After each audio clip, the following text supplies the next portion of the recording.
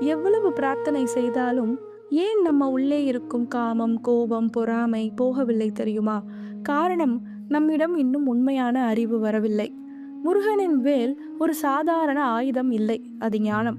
திருப்புகழ் சொல்கிறது, அறிவின் தன்மை அஞ்சாமை. அஞ்சாமை என்றால் வீரம்.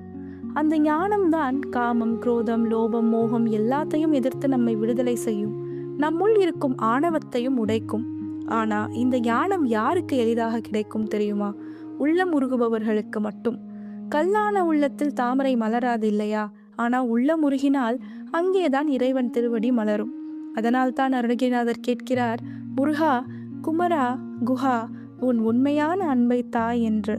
அந்த அன்பு கிடைத்த பிறகு அது ஒருபோதும் பொய்யாகாது என்பதை பாதி திருவுரு பச்சென்றவருக்கு தன் பாவனையை போதித்த நாதனை, போர்வேலனை சென்று போற்றி உய்ய சோதித்த மெய்யன்பு பொய்யோ, அழுது தொழுது உருகி சாதித்த புத்தி வந்து எங்கே எனக்கு இங்கன் சந்தித்ததே என்று பாடுகிறார் நாதர்.